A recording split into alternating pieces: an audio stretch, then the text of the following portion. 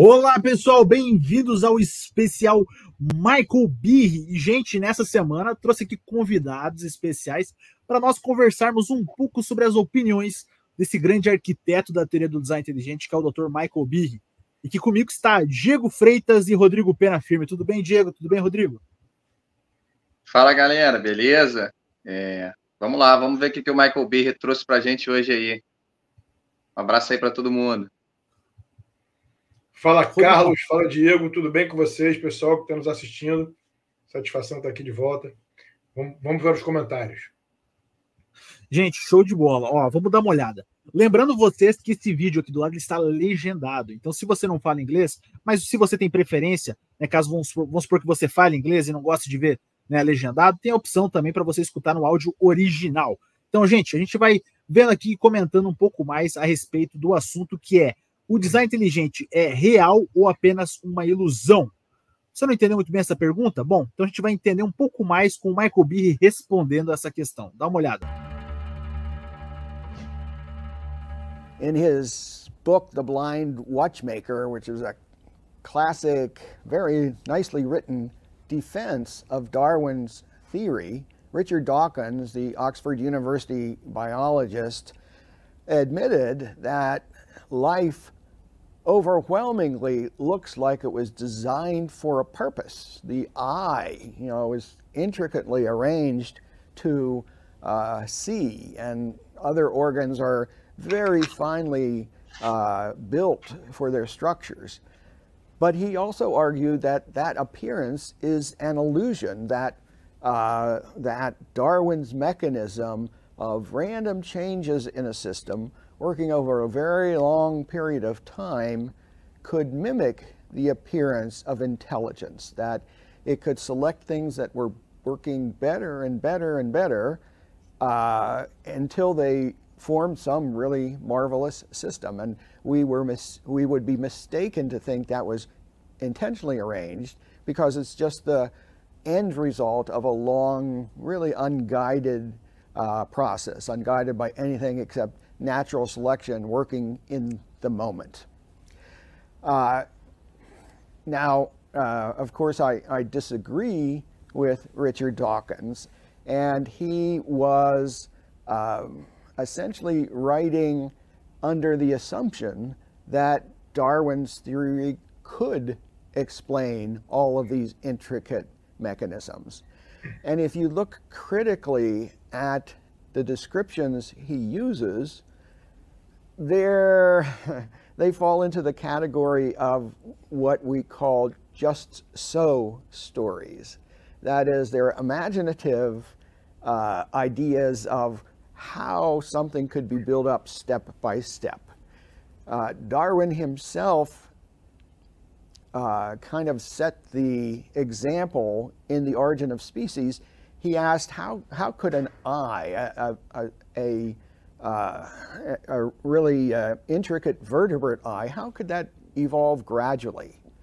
And he said, well, he didn't really know, but suppose we started out with a light-sensitive spot, just a flat spot that could react to light.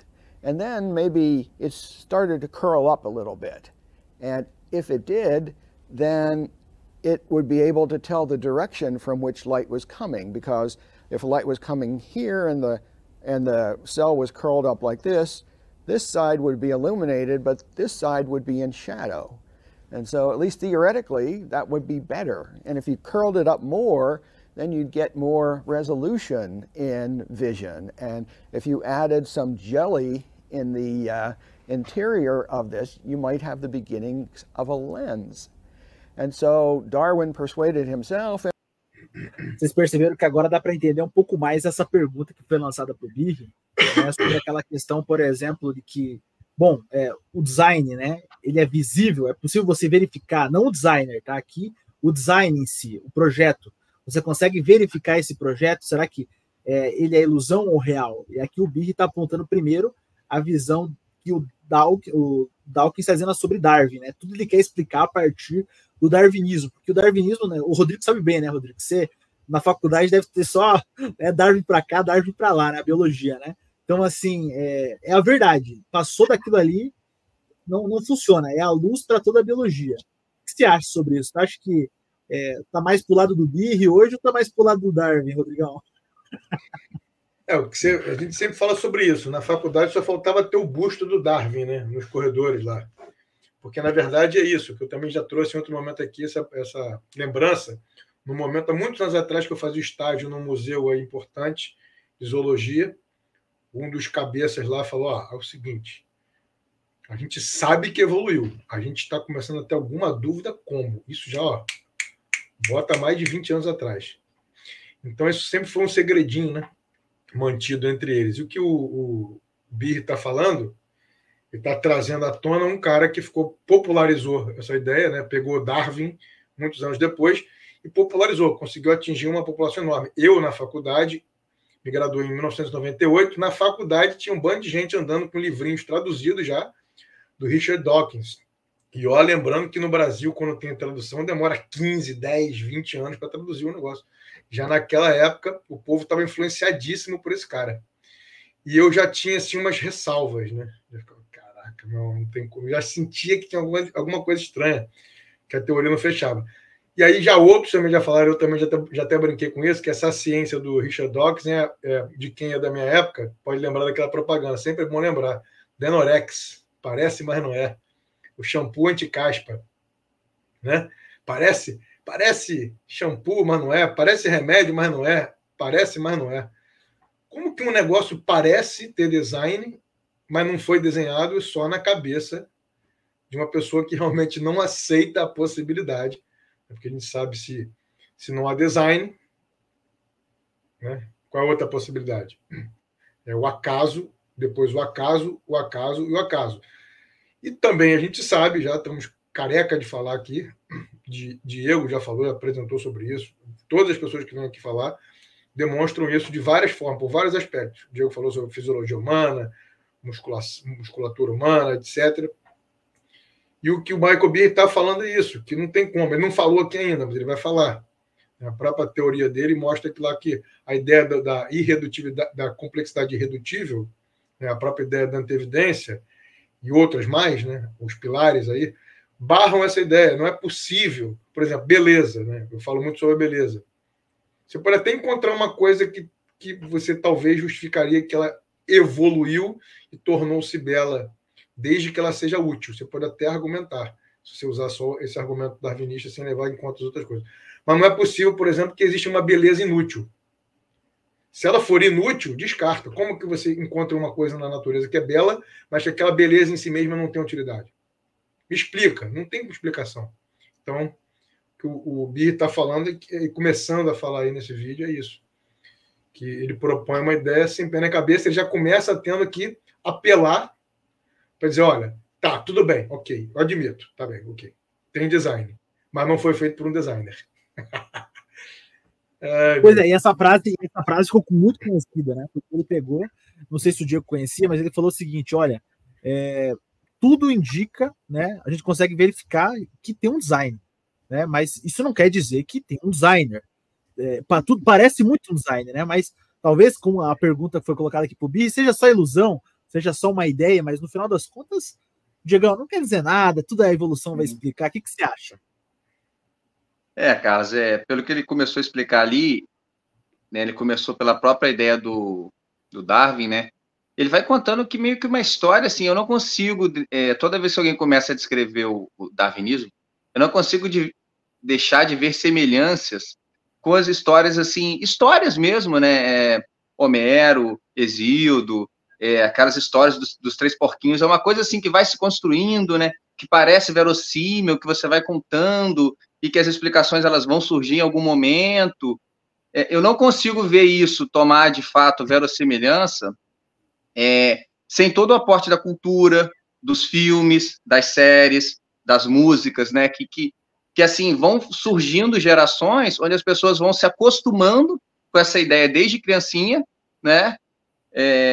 Aquela história do leite com manga que não pode, aí você aprende aquilo desde criancinha, você de fato tem medo de tomar, né, leite com manga. E aí, quando alguém te fala que pode, você leva um susto, você não acredita, você quer brigar com a pessoa. Né? Então, eu vejo muito esse aporte da cultura. Por que eu estou falando isso? há pouco tempo agora eu comecei a ler um livro sobre a história da alimentação. E teve outros livros também que eu comecei a ler que começam com essa mesma ladainha, né? Eles vão contar a história da alimentação, eles começam a contar a história como se tivesse tudo provado, que evoluiu aquelas várias espécies, né, de hominídeos, e aí vai explicando como é que foi a alimentação de cada um dessas espécies que eles supostamente existiram antes, né, e ao longo dos milhões e milhões de anos, e aí você, por todos os lados, você vai sendo educado assim, né, da onde você menos espera.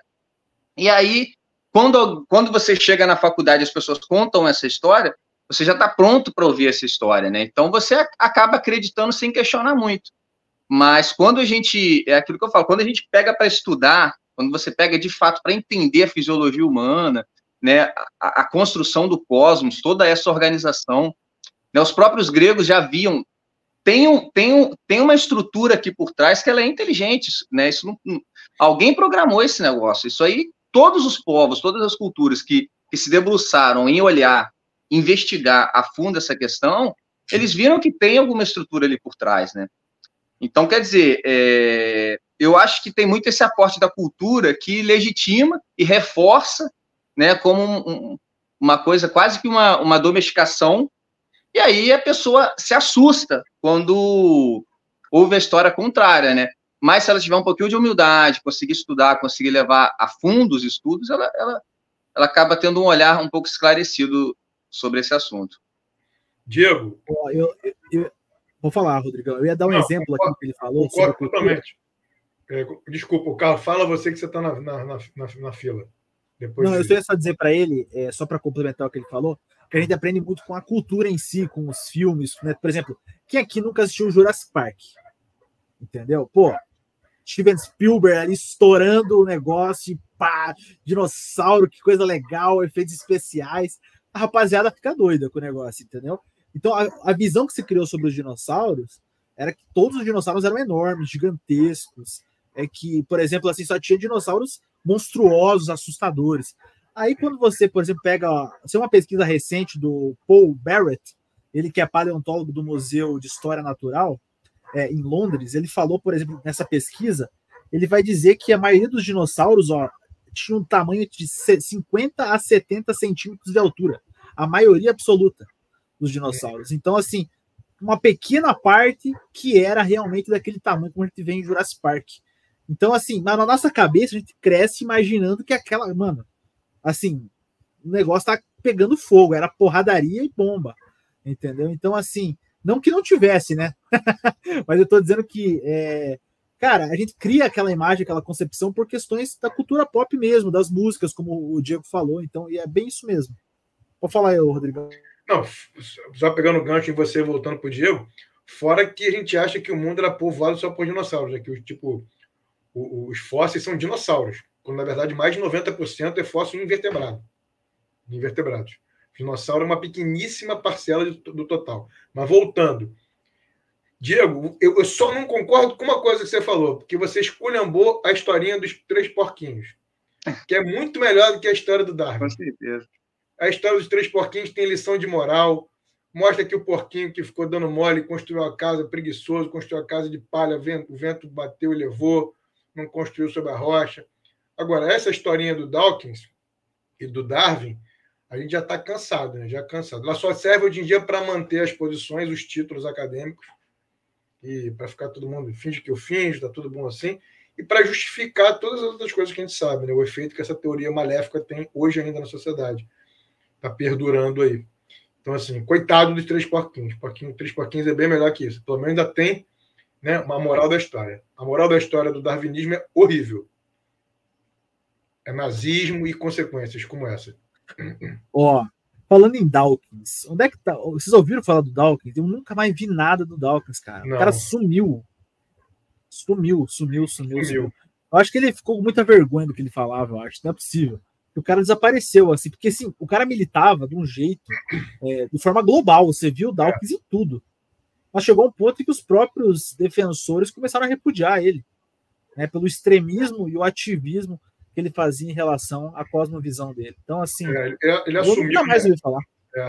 Acho que ele assumiu uma posição assim, tipo assim, deixa eu sair de dentro do armário, deixa eu mostrar, na verdade, o que está por trás aqui da minha defesa quase que irracional do darwinismo, né? Porque o sujeito dizer que tem design na natureza.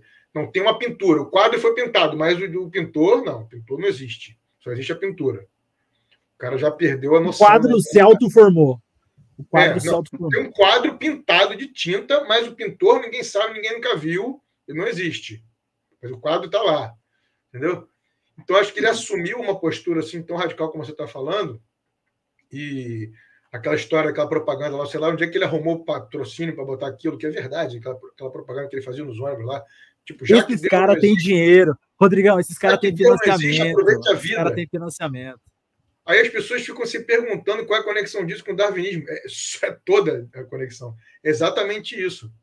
Né? Se não existe um designer, e se o darwinismo é a realidade do mundo, representa a realidade da nossa existência, de fato, vai para o carnaval, que o que é importante é você fazer o que você está sentindo na hora. Mas é uma frase, agora já vou entrar na filosofia um pouco. Deus não existe, viva a sua vida.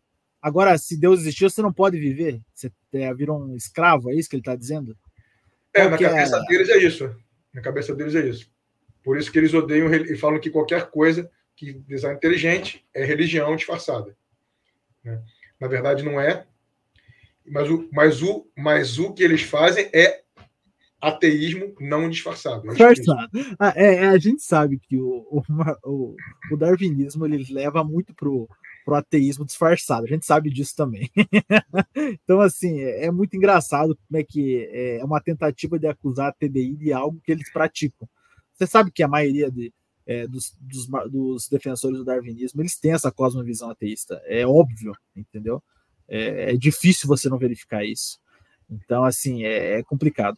Diegão, mais alguma coisa a respeito disso? Está com saudade do Dawkins? Acha que o Dawkins tem que ficar para lá mesmo? O que você acha?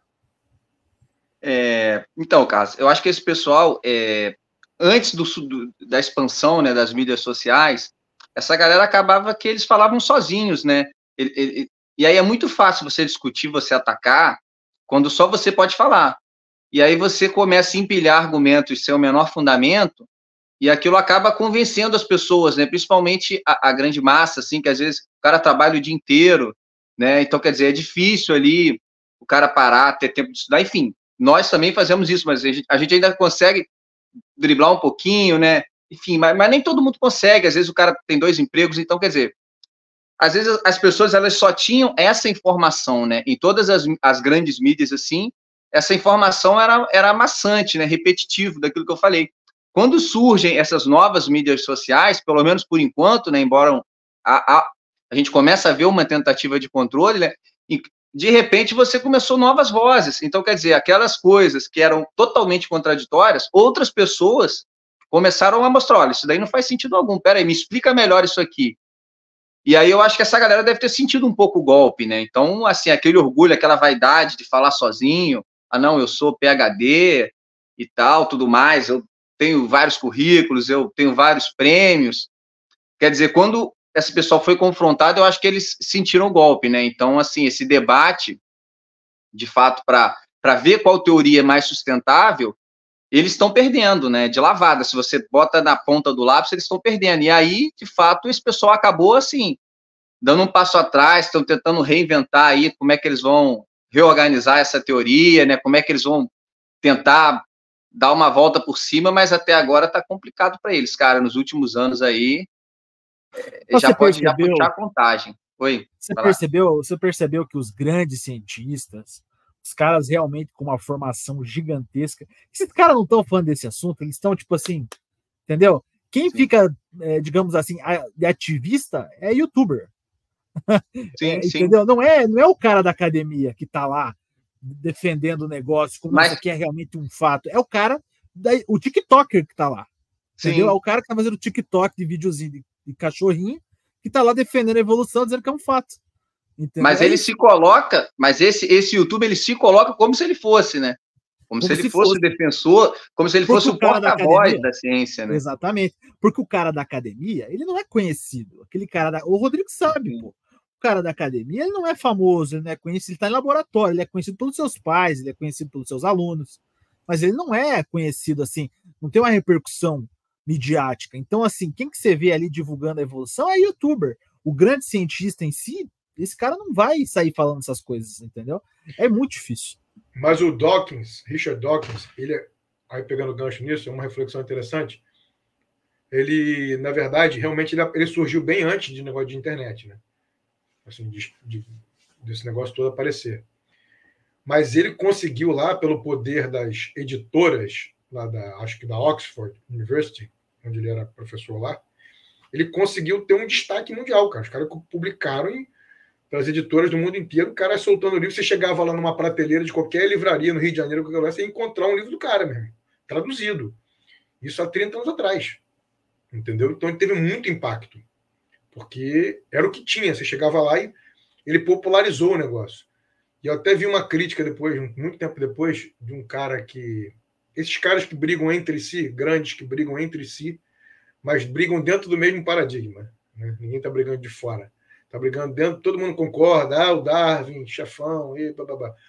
Mas o tal do Edward O. Wilson, não sei se você já ouviu falar desse cara, foi um grande biólogo, também, obviamente, evolucionista. Está ligado à criação da teoria da biogeografia, e depois foi o cara que foi o pai do negócio que veio a ser chamado de sociobiologia. Vocês já ouviram falar disso, já devem ter ouvido falar. Ele é conhecido como E.O. Wilson, com H, com W. Tá? E.O. Wilson. Esse cara também, num certo momento, entrou num clash com Richard Dawkins. Divergências dentro do mesmo paradigma. Mas uma crítica dele que eu vi que foi bastante contundente, mas que não impediu do cara fazer o estrago que fez, do Dawkins fazer o estrago que fez nas mentes dos jovens, inclusive na minha, na época. O E.O. Wilson falava que ele não era, na verdade, um pesquisador daquilo. Como, de fato, ninguém que estuda a teoria da evolução é pesquisador daquilo, no sentido próprio. Porque você não pode estudar uma coisa que não existe. Se você é pesquisador o Diego é pesquisador da fisiologia, o Diego está descobrindo uma coisa sobre a fisiologia, uma coisa que existe, concreta, material. Se o Diego é paleontólogo, ele vai descobrir uma coisa do passado lá, que está lá, tem registro material. Agora, se você diz que é pesquisador, eu sou doutor em evolução, mas se você é doutor em nada, né? Porque não existe, você está estudando nada. Você é o doutor sobre o nada, porque não existe aquilo, a concretude daquilo. Você pode dizer que você é doutor numa pseudo-teoria, chamada teoria da evolução. Aí você pode dizer. Aí bate no peito e fala. Então, o que ele falava é o seguinte, que o Richard Dawkins, apesar de defender a teoria da evolução, que era a teoria correta, blá, blá, blá, blá, ele fazia um desserviço e, na verdade, ele não estava querendo nada, porque o Richard Dawkins não criou nada, ele só popularizou. Ele pegava milhões de estudos e organizava e fazia uma síntese bem escrita em linguagem popular. Ele não criou nada. O E.O. Wilson criou. Apesar de ter falado também de um bando de bobagem, principalmente sobre a teoria da sociobiologia, que ele explicava o comportamento humano a partir da genética humana, certo? Da biologia humana. O cara também totalmente materialista. Mas ele falava isso, que o Richard Dawkins nem pesquisador era. Nem pesquisador era. De forma aleatória. Isso aqui não foi design, tá? Não foi design. Isso aqui foi aleatório. Tá. Resumindo, ele dizia que não era nem pesquisador. Ele era simplesmente um cara que popularizou. Era um cara que fazia divulgação de pseudociência. No caso, ele achava que era ciência, né? Eu tenho certeza que é pseudociência. Mas, enfim, vamos lá. Aí, ó, vamos soltar aqui, então. Já que o Big já começou a falar... Não, cara, eu nem tava encostado aqui no mouse. Do nada, a pessoa falou, ué, quem que será que soltou? Aí eu pensei, sou eu que solto, então, né? O design é o braço do Carlos, desbarrou. Ele quer falar também. Would not be beyond Darwinian processes. But, what does it take to make a light-sensitive spot? Darwin didn't know. He just assumed that. What does it take to make a flat cell curl up? Well, he didn't know. Didn't seem like a big problem. But modern science has shown that the mechanisms which take a photon of light and allow it to be, the signal to be transferred to a brain are extremely intricate. There's a little molecule called retinal, which is kind of a linear molecule, but when the photon hits it, it snaps like this. And that's like a switch. It forces a change in a molecule called rhodopsin to which it's bound, and that makes it change shape. And that unleashes a whole cascade of intricate molecular machinery, which eventually is recognized by the brain as vision. Darwin didn't know any of that. He didn't try to explain that. And Richard Dawkins didn't try to explain it. In The Blind Watchmaker, he repeats Darwin's 150-year-old argument that, well, I suppose you start with a flat eye and then you start to curl it up. But biology has advanced a lot in the past 150 years, and such superficial descriptions are no longer sufficient to explain what we know.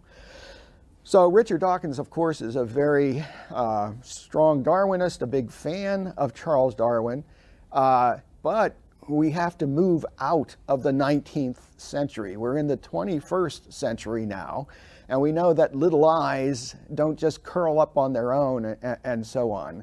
And we have to look at the very intricate arrangements which are necessary for life. So we have to move beyond Darwin, we have to move beyond Dawkins. Rapaz, deu uma engolida agora no final, né, cara? Você viu? Temos que sair do século XIX e ir para o século XXI. Rodrigão, isso aí foi um tapa na cara, né? A gente parou naquela teoria e não pôde pesquisar nada que não seja ela, como se nós tivéssemos parado no século XIX. O que você acha disso? Mas eu acho que é uma coisa importantíssima que o Diego falou, e que tem um desacoplamento, tem um acoplamento, mas depois passou a ter um desacoplamento. De quê? Entre a cultura, o que as pessoas entendem, como as pessoas se sentem, como as pessoas se veem, os comportamentos, né? Os modos de entender as coisas, tudo que envolve cultura, né? A nossa linguagem, tudo que a gente percebe é através dessa lente da cultura que está no nosso entorno. A forma como a gente come, a forma como a gente se veste, todos os nossos hábitos, tudo isso foi moldado, não somente, claro que tem muitas outras influências, mas essa ideia materialista, darwinista, ela é fundamental para entender como nós vivemos hoje. Como nós nos vemos, como nós vemos o mundo, como nós nos posicionamos e como nós entendemos todos os aspectos da vida. Desde a legalidade de uma lei, desde que se aquela lei é ética ou não, desde se um procedimento médico deve acontecer ou não. A gente, sem perceber, na hora que a gente foca para entender as coisas, a gente, sem perceber, a gente está se baseando, dentro de outros princípios, num princípio darwinista, de que a gente veio, sim, de processos aleatórios, sem propósito, sem direção. Isso é ensinado desde a maternidade. Então, isso está entranhado na cultura. Então, a modificação, como diz o Diego, a modificação não se dará apenas pela uma modificação na ciência, porque a ciência já está mudando. Já tem uma pancada de estudos mostrando que não é bem assim, que o olho não pode ter surgido de um negócio primordial que captava um fóton, e aí, de repente, não é isso? O famoso si. Se, aí, porque se, meu amigo, se eu tivesse 10 milhões, eu era rico, né? Se minha mãe tivesse bigode, eu tinha 2 pais. Não tem se. Ou é ou não é. Entendeu? Se eu tivesse 10 milhões, eu seria rico, mas eu não sou. Eu não tenho 10 milhões. Então não adianta ficar especulando. Não, porque no passado deve ter acontecido isso. Deve ter acontecido aquilo. Então, o que a gente entende hoje? Que essa teoria, infelizmente, ela englobou tudo, ela engolfou tudo. Mesmo que as pessoas não tenham plena consciência. Ela é a premissa de todas as coisas e ela é a conclusão de todas as coisas. Não, isso aqui que é o pior, isso aqui que é o pior. Rodrigo, ó, só para mim colocar junto com você, você tocou num ponto muito interessante, que é o seguinte. A gente sabe que o argumento usado muito é assim, não, o darwinismo, ele não se propõe a responder tudo. O darwinismo, eles vão dizer assim, não, o Darwin não quis falar sobre isso, ele não tocou nesse assunto. Sim, realmente, Darwin não fez isso. Quem fez foram os neo-darwinistas, os novos darwinistas. Né? Então, assim, o que acontece? Uma teoria que foi feita para responder uma coisa, de repente, ela está respondendo tudo. Mas não por culpa de Darwin, por culpa dos seus fãs, dos seus defensores, que com o tempo, tudo tem que ser a partir de Darwin. A psicologia à luz do evolucionismo, a biologia à luz do evolucionismo, tudo à luz do evolucionismo. Então, assim, mas a evolução não se propõe a responder isso. Bom, mas ela vai responder questões cruciais para interpretar várias outras áreas. Não, ele pode não ter tido essa intenção, mas essa foi uma consequência inevitável. Uma vez que você descartou todas as outras possibilidades, e que o ser humano é simplesmente fruto desses processos que ele propôs, ainda que não tivesse proposto, né, tudo, porque depois veio realmente a síntese darwinista e bababá, barará. Evidente que essa teoria ela é obrigada a explicar tudo. Porque se tudo que há é apenas matéria e energia e tempo, essa teoria, sim, é obrigada a explicar tudo. A partir da lógica do tempo, da energia e da matéria. Então, eu sou obrigado a, quando eu pensar sobre a sociedade, eu sou obrigado a fazer como Edward O. Wilson. Eu sou obrigado a visitar o darwinismo e falar, sim, o comportamento social humano, o que o homem faz versus a mulher, o que o jovem faz, o que não sei quem faz, tudo tem uma base darwinista, tudo está inscrito na nossa matéria, nos nossos genes. É isso que eu sou obrigado a fazer, se eu aceitar o darwinismo. Eu não posso aceitar outra coisa, a não ser que tudo seja explicado pela dança do meu genes. Meu comportamento é fruto de uma bioquímica, que, por sinal, é fruto de um processo aleatório, que, por acaso, eu sou aquela sorte ou aquele azar da matéria, não é isso? Aquela velha história. A estrela explodiu, um dia eu estou aqui. Eu sou simplesmente pó de estrela que se juntou e, por acaso, gerou nós aqui conversando. Então, eu sou obrigado a reduzir tudo isso, cara. Então, não tem escapatória. Se o Darwin não teve essa intenção, quem olhou depois falou, bem, não tem intenção, mas está implícito ali. Está implícito. Então, não vem com essa história de botar, né, como alguns tentam, botar design no meio desse processo, porque não cabe. Ou o processo é intencional, ou o processo não é intencional. Não dá para fazer uma mescla. Ou ele é guiado, ou ele aconteceu aos passos guiado, que não faz sentido nenhum também, né, porque o designer não brincaria de massinha. Ai, não gostei desse bonequinho. A massa joga fora, faz outro. Ou tem um processo guiado, que alguns defendem, que é um processo guiado, com uma inteligência por trás, mas não há evidência para isso suficiente. Ou é um designer que resolveu fazer e fez, meu amigo. Fica aí com essa, dorme com essa. Diego, suas considerações? Sobre esse desenvolvimento da ideia do Darwin que o Rodrigo comentou aí, tem um livro muito bom que explica esse desenvolvimento na modernidade, que é aquele Ideias Têm Consequências. Né? Tem uma frase do Tomás de Aquino que ele diz assim, um pequeno erro no princípio gera um grande erro no final, né? Porque aquilo, eu acho, assim, até o próprio Marcus Eberlin já falou isso, né? Um pequeno, na época de Darwin, talvez aquilo valesse ser investigado como uma hipótese, né? Sim. Mas hoje em dia, assim, talvez eu possa estar até sendo um pouco leviano em falar isso, mas assim, o Rodrigo, que é mais da área aí da biologia, pode até me corrigir. Mas me soa até um pouco ignorante, né? E assim, quanto mais a gente vai avançando no estudo, por pouco que a gente avance, mais difícil vai ficando acreditar, mais improvável ou impossível, né, vai se tornando. É aquilo que o Michael Behe vai colocando na fala dele. Como você não conhece o olho, ou não conhece a célula, ou não conhece a fisiologia muscular, enfim, diversos outros aspectos, você pode até falar assim, deve ter sido assim, pode ter sido assim. Mas quando você vai para o olho e entende a fisiologia do olho, a anatomia do olho, né, a bioquímica que estrutura o olho, você fala, opa, não dá para ser assim. Pô. Você tem que voltar atrás e falar, cara, poderia ser quando eu não sabia. Se tem uma caixa aqui, ó, chegou um embrulho aqui para mim, um presente, deixaram lá na portaria, eu fui lá e peguei. Eu posso olhar o embrulho fechado? Pode ser um sapato, pode ser um livro, pode ser um monte de coisa, mas na hora que eu abro e vejo, eu não posso mais continuar achando que é uma coisa que não se mostrou, né? Assim, as evidências, elas vêm se mostrando todas ao contrário. Então, por isso que eu bato sempre na tecla o seguinte, quanto mais a gente precisa estudar muito, né? E a internet também possibilita um pouco isso, né? Porque vocês, por exemplo, deram 2 exemplos aí falando do dinossauro, coisas que eu não sabia. E aí você começa a saber coisas que seria de difícil acesso, né? E aí as pessoas vão juntando essas informações, elas começam a ter essa noção de que o buraco é mais embaixo, assim, não é tão simples, as coisas não se formam, né? Pelas leis da natureza, ou ao caso, ou qualquer que seja. Existe até um certo nível de complexidade, né?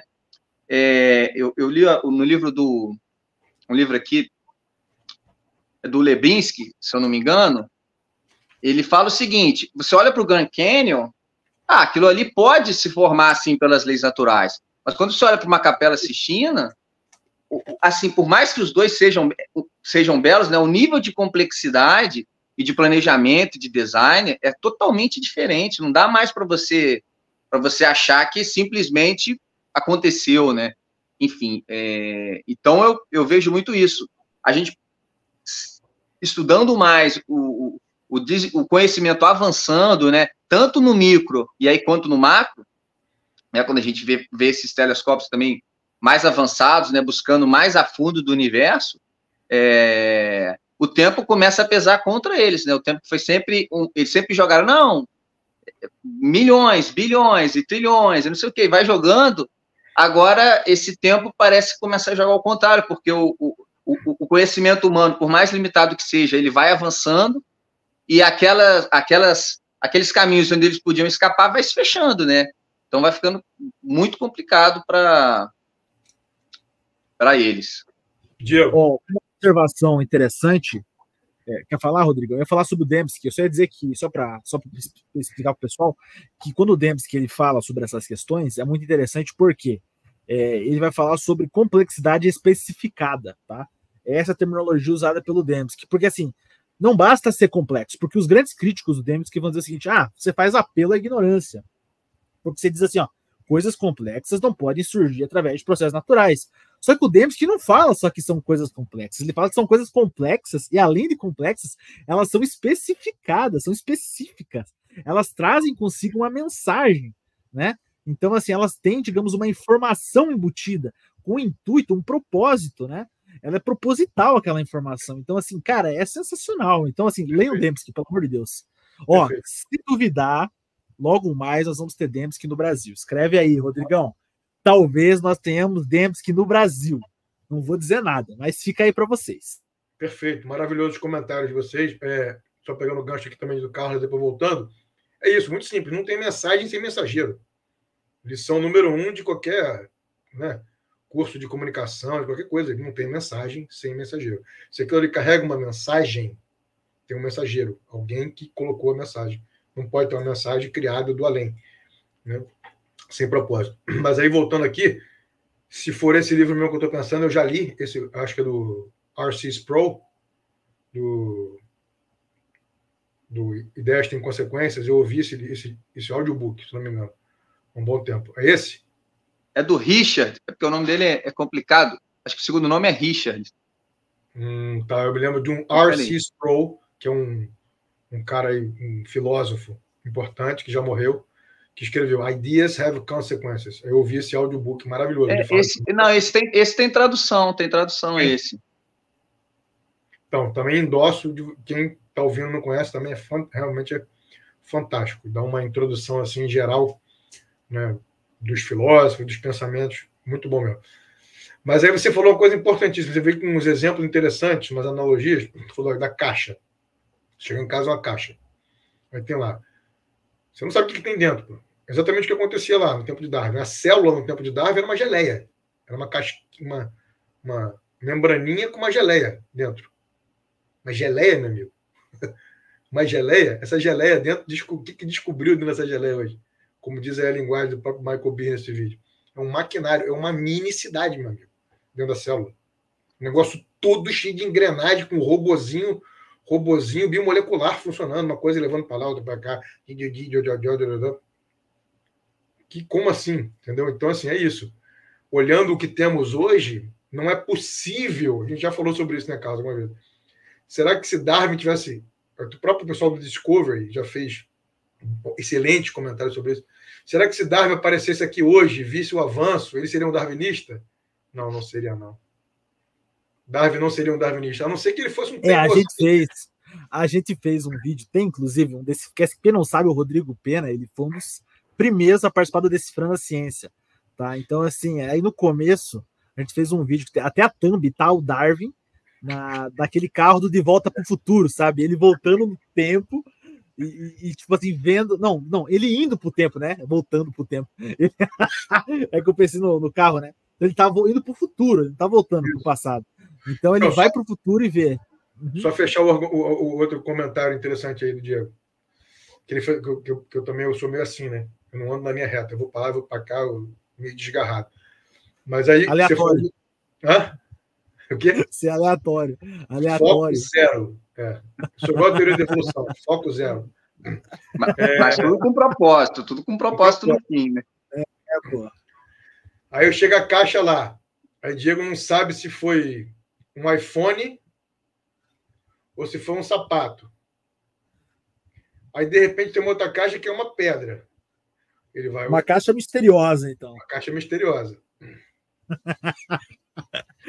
Esse cara tá vendendo isso aí, cara, no Mercado Livre.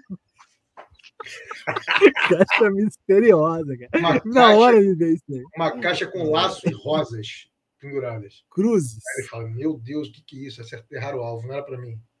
Não era para mim essa caixa. Aí descobre que é para a esposa. Eu falei, não, aí tá mais errado ainda, não pode ser para a esposa. Não vou dizer, como assim? Não fui eu que mandei. Falei, vamos voltar para o assunto. Aí ele vai lá e abre 3 caixas iguais. Uma delas tem uma rocha, um fragmento, um pequeno seixo, né? Aquela rochinha redondinha, meio redondinha de rio. Aí ele fala, cara, quem fez isso? Não tem como saber quem fez. Pode ninguém ter feito aquilo. Alguém botou na caixa e mandou. Não é isso? Provavelmente da China. Mas ele olhando a rochinha lá, olhando essa pedrinha rolada, não tem nenhum elemento ali que vai fazer ele dizer isso aqui foi feito por um artesão lá não sei de onde. Não. Aquilo ali pode ter sido feito por um processo natural. A água foi passando, vai erodindo, e assim fica lá aqueles seixozinhos rolados no leito de um rio. Então ele usou lá pela lógica dele, que qualquer criança tem, naquela lógica embutida, aquilo ali não necessariamente requer, para aquele formato existir, não existe um designer, necessariamente, não existe. Não vou entrar lá de onde veio a rocha, como ela surgiu. Mas o formato dela, tudo bem. Agora o cara pega um iPhone. Né? Pô, como assim, né? Não, foi água, foi erosão. A erosão criou o iPhone. Aí você lembrou bem daquele exemplo clássico. Tem naquele livrinho do... Todo livro de TDI, né? Tem isso. Daquele do... Acho que é o... Como é que é o nome do livro, cara? Tem aqui. Aquele acho do Dembski com mais alguém. A inferência ao design? Não, esse aqui. Esse aqui. Que está traduzido também, que é bom pra caramba. Que é um dos primeiros que eu também sempre falo para a pessoa ler. Isso, esse mesmo. Que vai falar do Mount Rushmore, que é aquela montanha clássica lá nos Estados Unidos, que eu tinha vontade de visitar, nunca fui, que tem a face esculpida de alguns ex-presidentes. É um excelente... O cara que pensou nisso, né? Falou, cara, que exemplo perfeito. Sim. Não é isso? É um pouquinho diferente de você olhar para o Rio de Janeiro e ter aquela rocha lá do... Pão de Açúcar. Da Pedra da Gávea. É. Pão de Açúcar, Pedra da Gávea. Que o pessoal olha e fala, pô, aquilo ali, cara, tem a cara de uns fulano. Eu falei, meu irmão, eu não sei o que esses caras estão tomando de chá, o que eles estão fumando. Porque, meu irmão, não tem cara nenhuma ali. Você tem que forçar a barra. Igual você olha para a nuvem e você vê o que você quiser, né? Vê cachorro. Aí, vovó tá na nuvem. O cara vê o que quiser, né? Olhando para a nuvem, não é isso? Agora, o Mount Rushmore, não tem como você ver a face dos caras. Aquilo foi esculpido com a intenção, meses e meses fazendo aquilo, os artistas fera fazendo. Quando você olha lá o Cristo Redentor? O Cristo Redentor, a estatuazinha foi alguém que botou, né? Não tem como. Agora, quando você vê a Pedra da Gávea, você fala, não, não tem como. Se foi um extraterrestre, tá ruim de arte, hein? Precisa estudar um bocado ainda. Treinar um bocado, tá ruim. A arte tá ruim. Rodrigão, eu vou te refutar. E essa galera aí tá vendo, tipo assim, e essa galera aí, Rodrigão, que falou que viu, tipo assim, tem um pedaço de pão podre E aí os fungos formaram o rosto de uma pessoa que ela conheceu. Mano, isso aí é design ou não? Cara, vou nem responder um negócio desse. Ó, gente. Ó, esse programa tá descontraído, hein? Mas, ó, para nós finalizar, então, aqui. Finalizar. Com base no que o Birri falou, temos um design intencional, né? Um design que existe, ou nós temos apenas uma impressão de design? Qual que é a visão de vocês aí de forma bem resumida? Rodrigão e depois o Diego. Não existe a possibilidade de ter alguma coisa com design que você perceba intuitivamente um design elaborado, a não ser alguns padrões que a gente conhece na natureza. Por exemplo, fractal. O cara olha lá um cristal, ele pega uma neve, aí ele vê no microscópio, aí ele vê lá que está cheio de... tudo um padrãozinho. O cara consegue explicar, reduzir aquilo lá ao comportamento dos átomos, não sei o quê. Agora você olha para olha para essa foto. Como assim? Isso aqui foi design. O fotógrafo mandou o garotinho segurar, né? Você acha que foi aleatório? O garotinho estava assim, curtindo, olhando assim de frente para a rocinha. Aí o fotógrafo passou por acaso ali naquela hora, ele nem estava em cima na laje, ele nem estava ali. Aí o garotinho fez assim e falou: é agora. Pá! Até isso aqui você detecta design. Você olha e fala assim: o fotógrafo segurou a mão do garotinho, mandou ele levantar, segura uma pipa dessa cor, uma pipa dessa, que eu vou pegar você na frente. Lá no fundo vai ter, né, a comunidade da Rocinha. Até numa foto dessa eu posso perceber que tem design na intenção do fotógrafo. Basta raciocinar. Diegão, fala aí. Vou responder com uma pergunta, o Carlos. Essa teoria da evolução, ela surgiu sozinha ou ela vem sendo aí criada por alguns designers aí ao longo do tempo, né? Será que ela surgiu, pá, de repente apareceu um livro lá, se formou, um macaco batendo lá, criou essa teoria, ou ela teve todo um trabalho de estudiosos indo na universidade, pensando, mentes inteligentes, né, tentando, assim, criar uma hipótese, né, bem, assim, bem hipótese, bem, né, aquela coisa bem, usando e abusando da criatividade, da imaginação, porque não puderam contar muito com as evidências, então tiveram que ser bem criativos, né. Então, quer dizer, qual foi a origem dessa teoria? Aí é isso. O Diegão, tem um palestrante da TDI que o nome dele é Ricardo Marques. Ricardo Marques, ele tem uma frase que eu acho fantástica, ele fala bem assim: a teoria da evolução, na verdade, devia mudar o nome para a teoria da extrapolação. Eles pegam um negócio, cara, e faz algo, entendeu? É tipo a parada do pão podre com um fungo, entendeu? De um negocinho nada a ver, de repente virou uma... Jesus ali no negócio, entendeu? Então, ô, Rodrigão, você ficou vermelho, pô. O cara acha o dente de um dinossauro cariado, fala onde ele morava, o que ele comia, qual o tamanho, como é que era o mundo em torno, é por aí. A teoria da evolução é isso. Acha um dente de dinossauro e explica. Viu um desenho na caverna. Viu o desenho na caverna, de repente, ó, não, tá vendo isso aqui? Mano. Não, mas é isso mesmo. Não, porque olha só, se o dente era assim, era porque ele comia isso. Se ele comia isso, é porque tinha alguém que fazia isso. Se tinha alguém que fazia aqui, é porque tinha alguém que fazia assim. Então, se ele fazia assim, é porque o ar devia ser assim. Se o ar devia ser assim, é porque a floresta devia ser assim. Se a floresta era assim, é porque o sol era assim. Se o sol era... O que é isso? Nárnia? Só não dá para dizer que é o designer inteligente, né? É o designer criativo dele. Aí não. É o designer criativo. Nós chamamos isso de ciência, isso é que é o pior. Algum outro tipo de designer aí que a gente não conhece ainda. Tem que ver qual é o tipo de design esse daí. Nós chamamos de ciência, não é desse. Ó, gente, não se esqueça de se inscrever no canal, curtir e compartilhar esse vídeo. E outra coisa que eu preciso de avisar vocês, tá vendo esse QR Code aqui do meu lado, bem grande? Pois é, mira aí o seu celular e faça a sua inscrição em www.tdibrasil.com. Gente, tá na hora de você ir no nosso congresso. E não é qualquer congresso, esse aqui já é o nosso 5º congresso da Sociedade Brasileira do Design Inteligente. Gente, vai ser sensacional. Vai acontecer lá no Mackenzie, tá? No auditório Rui Barbosa, um auditório gigantesco, tá? Algo sensacional para que vocês possam participar. E o tema desse ano tá sensacional, com grandes palestrantes aí, e você não pode perder de participar. Então entra lá em www.tdibrasil e não fique de fora. Eu tenho certeza que vocês vão ficar animados demais com esse congresso, que será algo sensacional. Vai ter debate. Quem gosta de debate? Eu gosto. Você gosta, Rodrigão? Opa. Debate ao vivo, cara. Ao vivo. Ah, o que tem? Vai ter palestra. Pô, vai ter aqueles painel temático com assunto. Cara, quem gosta de TDI, irmão, tem que estar lá. Se você gosta de TDI, tem que estar lá. Entendeu? Porque assim, não é tipo assim, é tipo você ir no. É o rolê certo pro negócio. Você gosta do assunto? É lá. Tá? Então, assim, você acha legal o canal, acha legal os vídeos?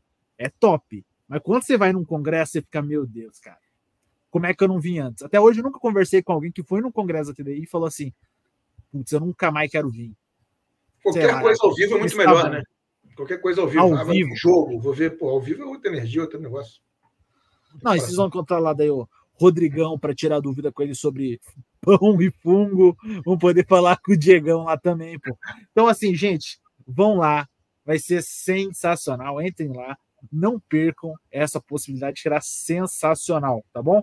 Ó, corre lá, não perca as inscrições, elas são limitadas, tá? Porque se deu a quantidade de pessoas lá, encerrou. Gente, ano passado a gente fechou um mês antes as inscrições, porque já não tinha mais lugar. Entendeu? Então, assim, não dá bobeira esse ano de deixar de novo.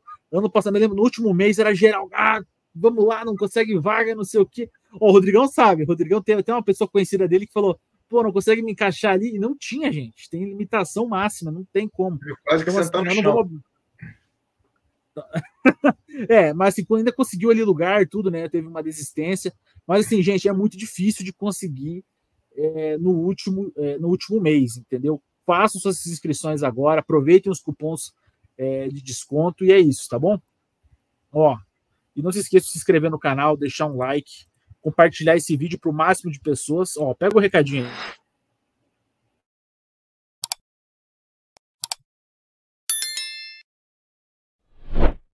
É simples, viu como é que é simples? Então faz aí. Isso é tão simples assim, ó. É mais fácil do que uma meba evoluir, gente. Então, ó, se inscreve no canal, deixa o like e compartilha aí para o máximo de pessoas acompanhar o nosso querido canal. Valeu, pessoal. Valeu, Diego. Valeu, Rodrigo. E valeu a todos que acompanharam até aqui. Até mais.